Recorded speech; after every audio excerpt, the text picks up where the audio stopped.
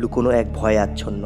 ঠিক এমন পরিস্থিতিতে যদি একদিন আপনার বাড়ির উঠোনের মাঝখানে কালো কাপড়ে মোড়া এক রহস্যময় মূর্তি এসে স্থিরভাবে বসে থাকে, সে কোনো কথা বলে না, চিৎকার করে না, শুধু তার উপস্থিতি একটা অশুভ বার্তা দেয়। আর যখন সে মুখ খোলে তখন কেবল একটাই কথা বলে, আজই সেই দিন। কোন দিনের কথা বলছে সে? আপনার শেষ দিনের কথা। আজ আমরা দেখব কীভাবে রমনার স্বাভাবিক জীবনযাত্রা এক শ্বাসরুদ্ধকর আতঙ্কের মোড় নেয়, যেখানে প্রতিটি ছায়া এক একটি বিপদ, আর উঠোনের মাঝখানে বসা মহিলাটি যেন মৃত্যুর স্থির প্রতীক্ষা। আসুন প্রবেশ করা যাক সেই উঠোনের অন্ধকারে, গভীরে, যেখানে আপনার মনকে প্রশ্ন করা হবে, আপনার ভয়ের আসল উৎসটা কি বাইরের জগতে নাকি আপনার নিজের ভেতরের গভীরে লুকিয়ে আছে। ভিডিও শুরুতে আমরা ডেভিডের একটি ভিডিও ক্লিপ দেখতে পাই, যেখানে তাকে বলতে শোনা যায় সে নাকি একটি স্বপ্ন দেখেছিল, যেখানে তার স্বপ্নের বাড়িটি তৈরি হয়েছে, ডেকোরেশন কমপ্লিট, বাড়ির আশেপাশে ফুল গাছে ভরা, তার ওয়াইফ রমুনার পছন্দ মতো গাছও সে লাগিয়েছে, পাশে একটি গার্ডেন যেখানে তার দুটি বাচ্চা টেলার আর অ্যানি খেলা করছিল। সেই ভিডিওতে রমুনা ডেভিড হাসির মজা করছিল, তারা অনেক খুশি ছিল, আর সেই ভিডিওটি রমুনা রোজ দেখত। আর সেই ভিডিও দেখে দেখে নিজের কষ্ট কম করার চেষ্টা করে, কারণ ডেভিড আর বেঁচে নেই। একটি গাড়ি অ্যাক্সিডেন্টে ডেভিড মারা যায় আর রমুনার একটি পা ভেঙে যায়। আর এখন তারা সেই বাড়িতে রমুনা, তার দুটি সন্তান আর একটি কুকুর চার্লি থাকে। আর এখন রমুনা তার বাচ্চাদেরও খুব একটা খেয়াল অথবা সেভাবে খেয়াল রাখতে পারতো না। সেদিন সকালে টেলার তার মাকে ডাকতে আসে আর বলে বাড়িতে কারেন্ট নেই। আর রমুনা ইলেকট্রিসিটি অফিসে কল করে। টেলার খাবার বানাতে যায় কিন্তু গ্যাস শেষ হয়ে গেছিল। সলাই দিয়ে ধরাতে চায় কিন্তু সেটাও শেষ হয়ে গেছে। সেজন্য টেলার তার বাবার ডেভিড এর পুরনো একটি গ্যাস লাইট আর একটি কাপ নিয়ে আসে। এখানে বোঝা যায় রমুনা কত অভাবের মধ্য দিয়ে দিন কাটাচ্ছে। আর রমুনার কাছে অনেক চিঠি আসে, যেখানে তাকে অনেক ধার দেনার ঋণ শোধ করতে হবে।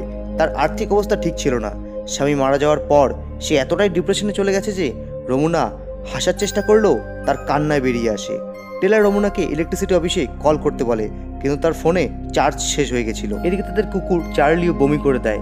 রমুনা চার্লিকে বাইরে বেঁধে আসতে বলে, আর সে তার রুমে গিয়ে ঘটে যাওয়া দুর্ঘটনাগুলি ভাবতে থাকে অথবা ভাবাতে থাকে। ঠিক কিছুক্ষণ পর টেলার এসে তার মাকে বলে বাইরে একটি মহিলা একটি চেয়ারে বসে আছে।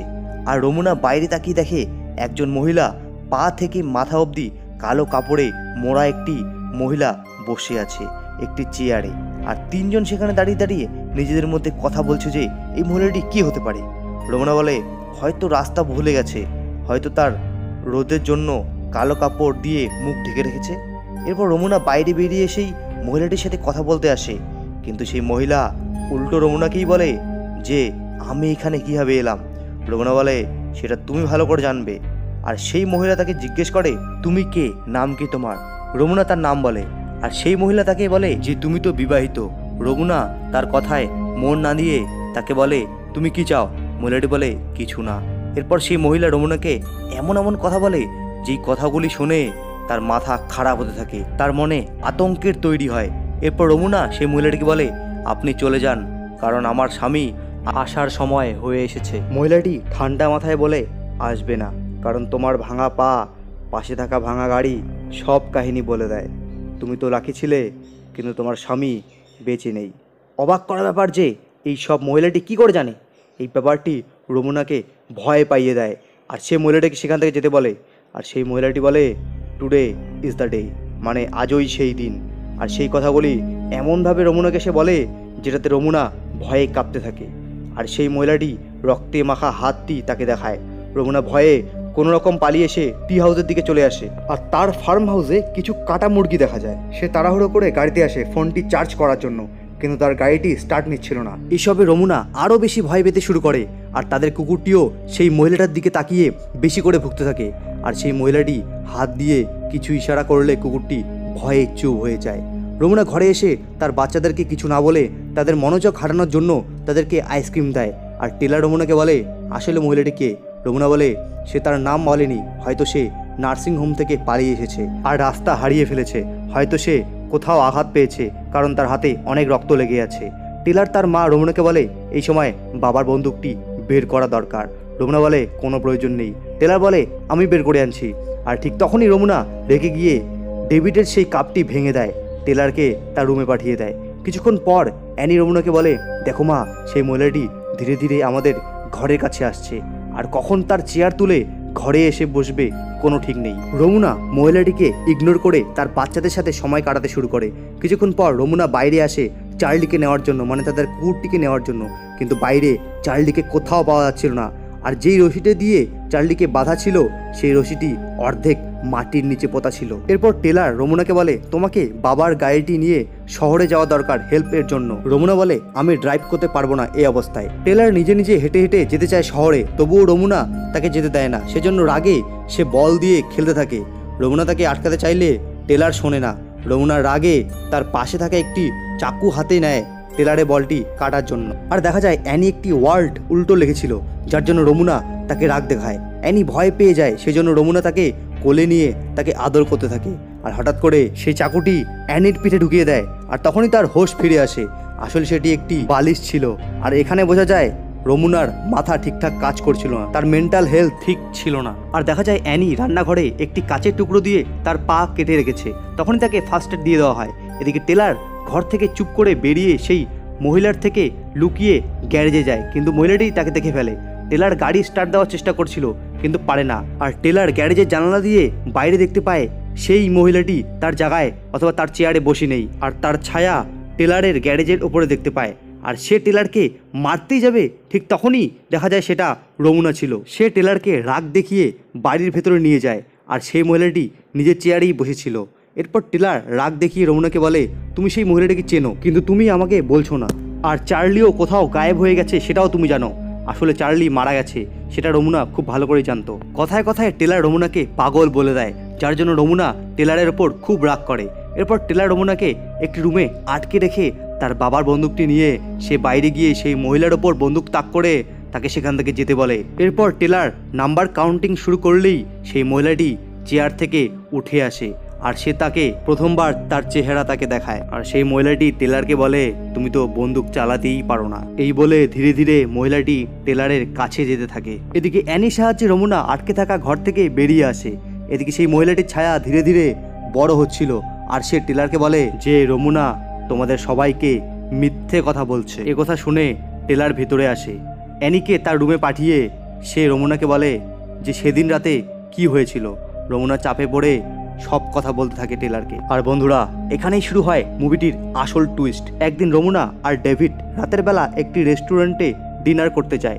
ডেভিড তার নতুন ফার্ম হাউস নিয়ে অনেক খুশি ছিল, যেখানে এখন রমুনা রয়েছে। কিন্তু রমুনা খুশি ছিল না, কারণ রমুনা শহর ছেড়ে সেখান থেকে যেতেই চাইছিল না, যার জন্য তাদের মধ্যে ঝামেলা শুরু হয়, ঝগড়া শুরু হয়। আর সেদিন রাতে রাগের মাথায় বাড়ি ফেরার সময় রমুনা নিজেই ড্রাইভ করতে থাকে। আর হঠাৎ করে রমুনা সেই মহিলাটিকে দেখতে পায় যে এখন তার বাড়ির উঠোনে বসে আছে। একসময় সেই মহিলাটি তার গাড়ির পেছনের সিটে চলে আসে, যার জন্য সেদিন রমুনা ভয় পেয়ে কন্ট্রোল হারিয়ে গাড়িটি অ্যাক্সিডেন্ট করে দেয়, যার জন্য ডেভিড সাথে সাথেই সেখানে মারা যায়। আর রমুনা পা একটি ইনজুরি হয়ে যায়। সে তো এক অ্যাক্সিডেন্ট, কিন্তু তার ভুল এটাই যে সে সবাইকে বলেছিল যে সেদিন রাতে ড্রাইভার অথবা ড্রাইভিং ডেভিড নিজেই করেছিল। আর সেই মিথ্যে কথাটি বলার জন্যই সে নিজের ভিতরে ভিতরে নিজের দোষ দিতে থাকে, আর সে ডিপ্রেশনে চলে যায়। তার মনে হয় যেন সেই মিথ্যে কথাটি বলার জন্যই তার জীবনে এগোনোর পথেই একটা কাটা হয়ে দাঁড়িয়েছে। এদিকে সেই মহিলার ছায়াটি ঘরে অত্যাচার শুরু করে দেয়। সে অ্যানিকে মারার চেষ্টা করে। ঠিক তখনই টেলার রমুনা এসে অ্যানিকে বাঁচিয়ে নেয়, আর তারা সোজা গিয়ে সিঁড়ি দিয়ে ঘরের ওপরের রুমে উঠে যায়। আর টেলার সব দরজা জানালা আটকে দেয়, যাতে ঘরে কোনো রকম রোদ না আসে, কারণ রোদেই সেই ছায়াটি শক্তি পায়। একসময় সেই মহিলাটি সেখানেও চলে আসে, আর তারা তিনজন তিন দিকে লুকিয়ে পড়ে। আর সেই মহিলাটি অ্যানির দিকে যেতে থাকে, আর সে অ্যানির কাছে যেতেই যেতেই অ্যানি আর সেই মহিলাটি গায়েব হয়ে যায়। টেলার রমুনা অ্যানির আওয়াজ শুনতে পেয়ে তারা নিচে অ্যানিকে খোঁজার জন্য যায়। একসময় রমুনা অ্যানিকে খুঁজতে খুঁজতে একটা আয়নার ভিতর দিয়ে একটি রাস্তা দেখতে পায়। সেই রাস্তা দিয়ে যেতে যেতে সে দেখা যায় সে নিজের রুমেই পৌঁছে গেছে, যেখানে ডেভিড বেঁচে ছিল, কিন্তু সেটা অন্য একটি দুনিয়া ছিল, রমুনার কল্পনা করা দুনিয়া। সে ডেভিডকে দেখে ইমোশনাল হয়ে যায়, সে তাকে জড়িয়ে ধরে। একসময় রমুনা দেখতে পারে ডেভিডের হাতের লেখা উল্টো ছিল। তখনই সে বুঝতে পারে এটা তার আসল জগৎ নয়, এটা তার ইমাজিনেশন। সে বুঝতে পারে এটা আসল জগৎ নয়, এটা তার কল্পনা। আর এই মুহূর্তটা অ্যানিকে খোঁজা দরকার, সেজন্য সে সেখান থেকে বেরিয়ে আসে। আর বেরিয়ে এসে সে নিজেকেই সেই চেয়ারে বসা মহিলাটির জায়গায় দেখতে পায়। ঠিক মুভি শুরুতেই যেভাবে রমুনা সেই চেয়ারে বসা মহিলাটির সাথে কথা বলতে এসেছিল, ঠিক সেভাবেই সে নিজেকে সেখানে আসতে দেখে। আর সে রমুনাকে এসে বলে আজই সেই দিন। এরপর রমুনাকে আবার সেই উপরের ঘরের রুমেই দেখা যায়। সে ফিরে এসে নিজের কোলেই অ্যানিকে দেখতে পায় অজ্ঞান অবস্থায়। অ্যানির জ্ঞান ফিরলেই সে টেলারকে তার বোনকে নিয়ে সেখান থেকে যেতে বলে। আর সে ডেভিডের বন্দুকটি নিজের কাছে নিয়ে রাখে। আর সেই মহিলাটির ওপর বন্দুক তাক করে বলে এই খেলা এখানেই শেষ, তুই এখান থেকে যাবি আর কখনোই ফিরে আসবি না। আসলে রমুনা প্রায় নিজেই নিজেকে বলতো যে আমাকে শক্তি দাও, যাতে সে নিজেকেই মেরে ফেলতে পারে, কারণ সে এত ডিপ্রেশন নিয়ে বাঁচতে চায় না। আর সেই মহিলাটি আর কেউ না, নিজেরই একটা নেগেটিভ পয়েন্ট, রমুনার ভেতরে লুকিয়ে থাকা একটি অন্ধকার দিক, যেটা শুধু তাকে মারতেই চায়। একসময় রমুনা বলে আমার ছোট ছোট বাচ্চা রয়েছে, আমাকে তাদের প্রয়োজন। কিন্তু সেই মহিলাটি বলে তোমার প্রয়োজন নেই, তোমার বাচ্চাদের অনেক আগেই থেকেই তোমার প্রয়োজন ছিল, কিন্তু তুমি তাদের কোনো খেয়াল রাখোনি, তাদের কথা ভাবোনি। আর তোমার বাচ্চারা তোমাকে ছাড়াই ভবিষ্যতে অনেক ভালো কিছু করবে, ভালো জীবন কাটাবে। এদিকে রমুনা ভাবতে থাকে যে সত্যি সে নিজেকে এতটাই ডিপ্রেশনে ফেলে রেখেছিল যে সে তার বাচ্চাদের থেকে অনেকটাই হয়তো দূরে চলে এসেছে। তাই সে নিজেকে মেরে ফেলার জন্য রাজি হয়ে যায়।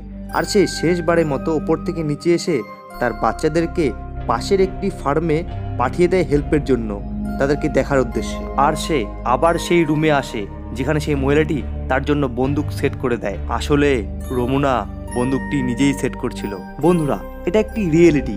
যখন মানুষ ডিপ্রেশনে পড়ে, শেষ পর্যায়ে সে নিজেকে শেষ করার পথ বেছে নেয়, যাকে সুইসাইড বলে। সে নিজেকে মারতে না চাইলেও তার মনের দুঃখ, কষ্ট, ডিপ্রেশন নিজেকে শেষ করার জন্য মানিয়ে নেয়। আর সেই মহিলাটি হলো রমুনার মানসিক অসুস্থতা, শোক এবং আত্মহত্যার ইচ্ছারই প্রতীকী রূপ। আর শেষমেশ রমুনা যখন বন্দুকটির ট্রিগার চালাতেই যাবে, তখনই তার বাচ্চাদের আওয়াজ শোনা যায়। আর সে তাদের বাচ্চাদের কাছে চলে আসে আর বলে সব কিছু ঠিক হয়ে গেছে, আর সেই মহিলাটি কখনো ফেরত আসবে না। আর সেই কুকুরটিও ফেরত চলে আসে, ঘরে লাইনও চলে আসে। আর দেখা যায় ঘরের ভেতরে সেই মহিলাটির ফটো, যেটি রমুনা নিজেই এঁকেছিল, আর নিচে উল্টো করে নাম লেখা ছিল। এতে বোঝা যায় এটা রিয়েল লাইফ নয়। কুকুরটি ফিরে আসা, অ্যানি টেলার ফিরে আসা, এটাও রমুনার একটা কল্পনা। আর রিয়েল লাইফে এটাও হতে পারে যে রমুনা নিজেকে সেই বন্দুকের গুলিতে মেরেই ফেলেছে, সেটা এখানে স্পষ্ট নয়, অথবা স্পষ্ট করে ব্যাখ্যা করা হয়নি। আর এভাবেই এই মুভিটি এখানেই শেষ হয়ে যায়। আমি ছোট্ট করে মুভিটির ডিটেলস আপনাদেরকে বলে দিই। এটি একটি সাইকোলজিক্যাল হরর ফিল্ম, যেখানে মানুষ যখন নিজেকে শেষ করার কথা ভাবে, তখন তার মধ্যে একটি অদ্ভুত শক্তি চলে আসে। আর সেই শক্তিটি নিজের মধ্যে থাকা ডিপ্রেশন, দুঃখ, নিজেকে দোষী মনে করা, নিজের ভেতরের একটি অন্ধকার দিক থেকে সেটি তৈরি হয়, যেটি এই মুভিতে কালো কাপড়ে মোড়া একটি মহিলা রূপে দেখানো হয়েছে। তো মুভিটি কেমন লেগেছে আমার প্রিয় বন্ধুরা, কমেন্ট করে জানিও। আর এরকম ধরনের মুভি দেখতে চাইলে আমার চ্যানেলটি লাইক, সাবস্ক্রাইব করে ছোট ভাইটিকে সাপোর্ট করো। আর দেখো, তোমাদের বাড়ির সামনে কোনো মহিলা কালো কাপড়ে মোড়া অবস্থায় চেয়ারে বসে রয়েছে কিনা, যাও তাড়াতাড়ি দেখে আসো, আমিও দেখে আসি।